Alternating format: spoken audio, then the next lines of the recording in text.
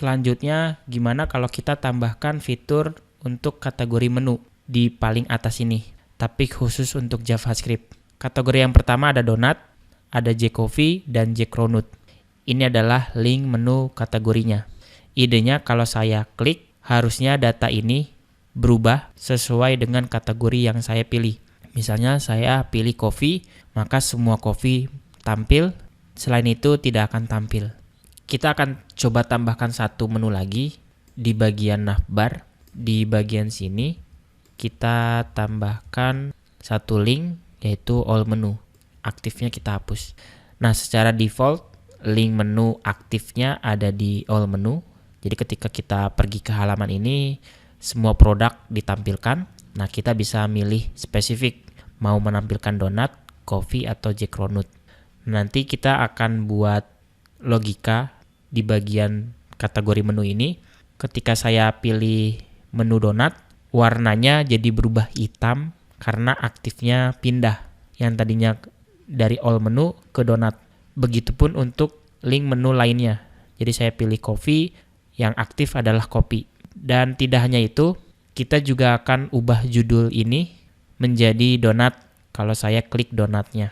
Kalau saya pilih coffee, maka produk coffee yang ditampilkan. Dan link aktifnya ditambahkan. Logikanya seperti itu. Jadi sekali lagi, link aktif kita tambahkan, judul kita rubah, dan datanya kita sesuaikan berdasarkan kategori yang kita pilih. Sekarang kalian buka script.js-nya. Pertama yang akan kita lakukan adalah menseleksi elemen dengan cara jQuery. Jadi jQuery tolong carikan saya sebuah elemen yang namanya navlink. Navlink sebagai kelas, berarti si jQuery akan memilih elemen ini. Pada saat saya klik, maka saya mau jalankan sebuah fungsi seperti ini. Berarti jQuery akan memilih semua elemen ini untuk diberikan sebuah event onClick. Ketika diklik, apa yang akan kita lakukan di fungsi ini? Yang kita lakukan, kita mau kalau saya klik salah satu navlinknya, maka kelas aktifnya akan pindah. Jadi kalau saya pilih donat, kelas aktif akan pindah ke bagian sini. Itu yang akan kita lakukan. Berarti kita minta tolong ke jQuery untuk carikan sebuah elemen kelas navlink untuk kita remove. Kita remove kelas namanya aktif. Berarti kalau ada kelas aktif dimanapun akan dihilangkan dulu. Tapi tidak untuk elemen yang kita pilih. Nah, kita gunakan kata this. Jadi gunakan this untuk mengacu ke elemen yang kita klik. Berarti kalau saya pilih donat, nanti di dalam link itu akan ditambahkan sebuah kelas aktif.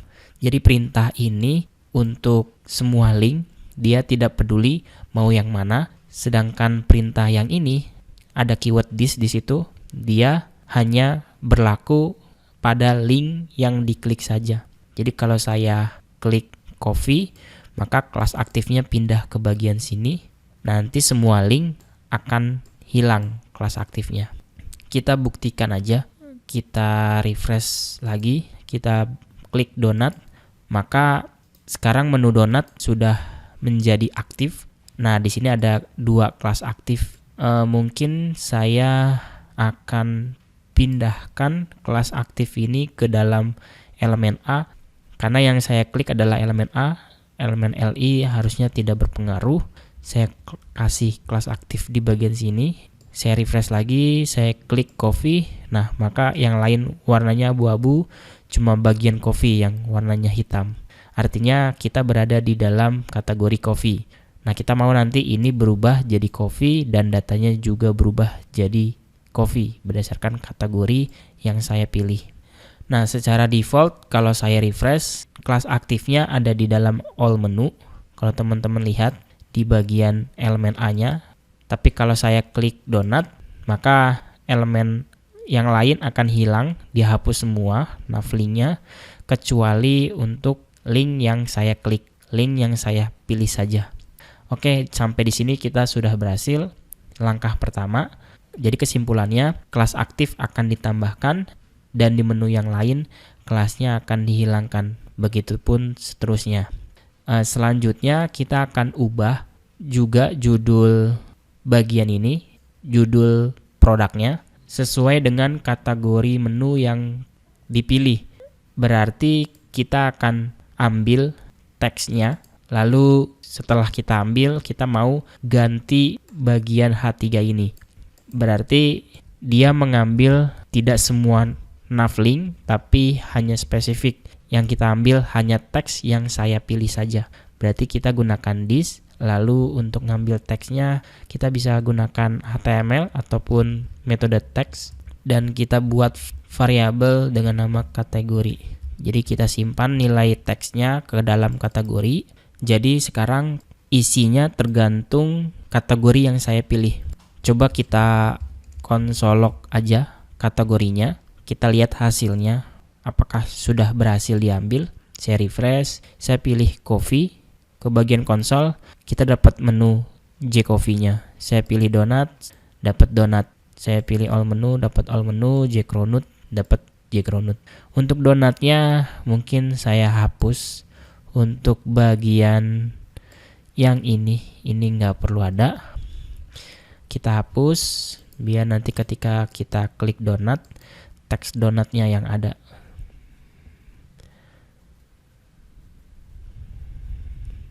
Nah, tinggal kita seleksi aja elemen H3 ini untuk kita ganti teksnya dengan kategori yang dipilih. Berarti kita buat aja di sini ID judul, lalu kita seleksi ID judulnya dengan hashtag judul, dan kita ubah struktur HTML-nya menjadi format yang kita inginkan. Jadi kita tulis kategori, tapi tambahkan elemen U. Jadi kita buat kutip backtick, maksud saya backtick pembuka dan penutup, lalu tulis elemennya di sini, elemen U sebagai garis bawah, dan kita gabungkan dengan variabel, yaitu kategorinya. Cukup ini, kita balik lagi, kita refresh, kita pilih J-Coffee, maka akan tampil J-Coffee-nya. Oke, cukup itu ya. Terus tugas berikutnya, kita akan ubah isi daftar menunya berdasarkan kategori menu yang kita pilih. Caranya ya kita akan lakukan Ajax sama kayak sebelumnya.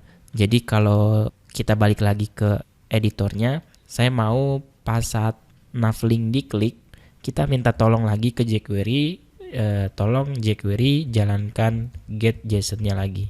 Lokasi JSON-nya ada di mana? Lokasinya masih sama, ada di data, lalu donat.json.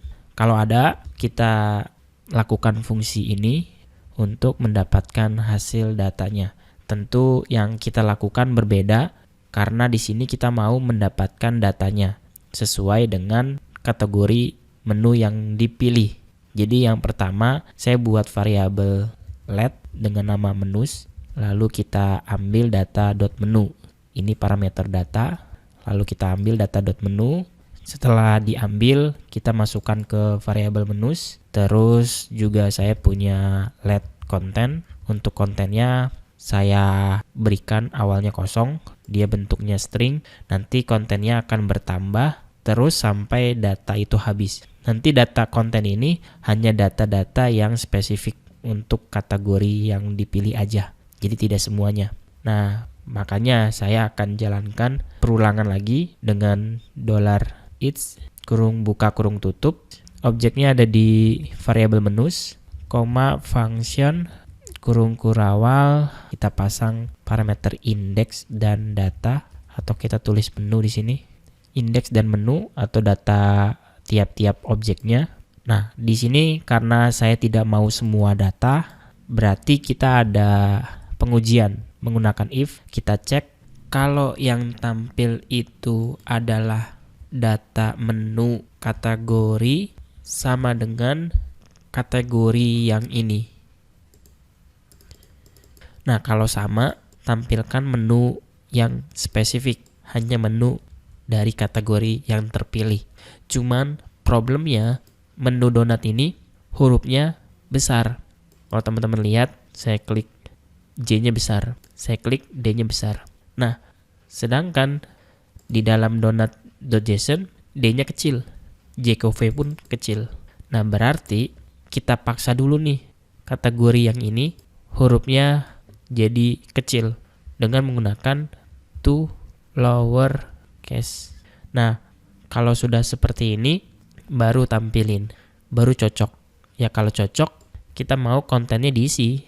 Jadi kita tulis konten, lalu tambah sama dengan isi dengan kolom card-nya.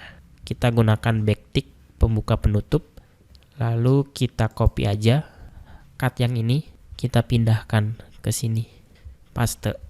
Untuk nilai-nilainya sama, karena dia mengambil objek ini, menu nama, menu kategori, menu deskripsi. Kalau sudah, kita rapikan aja sedikit biar tidak bingung. Nah, nanti dia akan bertambah terus-menerus atau konten lama akan digabung dengan konten yang baru kalau kita melakukan seperti ini. Ini sudah kita bahas di dalam JavaScript, sehingga di akhir kita bisa minta tolong ke jQuery kalau sudah ada kontennya, kita mau pilih list menunya untuk diubah menjadi konten yang terpilih, konten yang terisi. Jadi kita minta tolong ke jQuery, carikan elemen list menu, lalu timpah apapun isinya dengan konten, gitu ya. Kita save, lalu balik lagi ke browser, kita refresh. Defaultnya semua menu akan ditampilkan, ini tidak ada masalah. Tapi pada saat saya klik coffee, nah maka link menu aktif, judul berubah, dan data konten menunya juga ikut berubah sesuai dengan kategori yang dipilih. Saya pilih jcronut yang tampil, donut yang tampil. Ada yang salah di sini.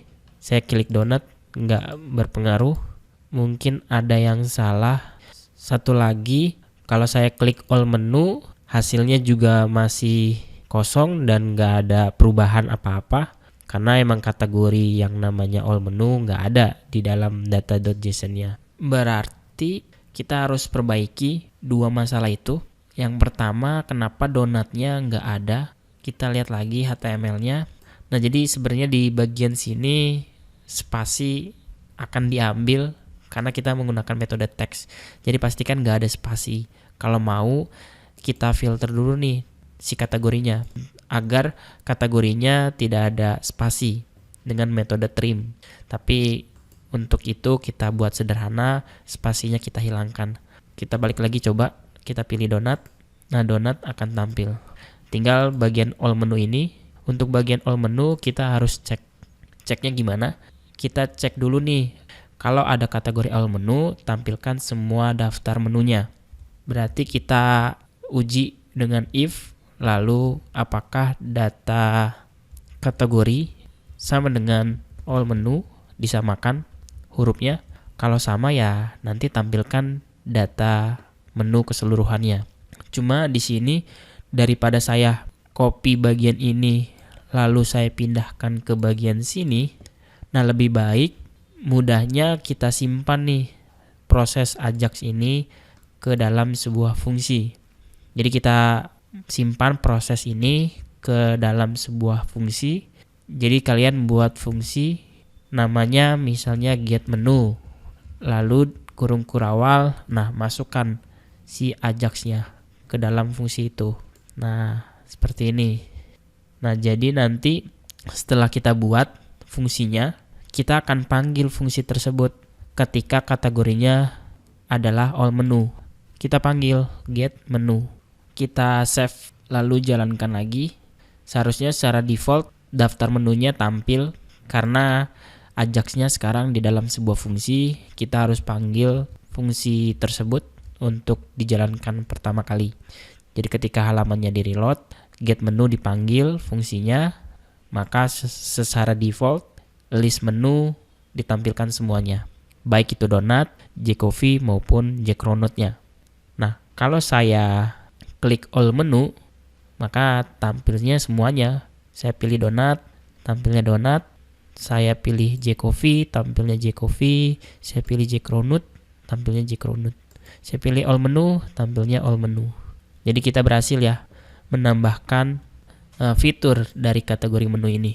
Agar proses di bawahnya tidak dijalankan, kita langsung aja return seperti ini supaya dia keluar dari fungsinya. Jadi kita sudah berhasil membuat fitur kategori dari menu yang ada di dalam Jeko Donut-nya. Keren ya. Mudah-mudahan teman-teman tidak ada yang error. Tapi kalau misalnya ada yang error, dicek aja di konsolnya. Terus kalau ada yang error, baca dulu pesan errornya pelan-pelan, diperbaiki satu-satu, dan kalau masih bingung, silakan tanyakan saja ke instruktur yang sedang berjaga. Untuk video ini cukup.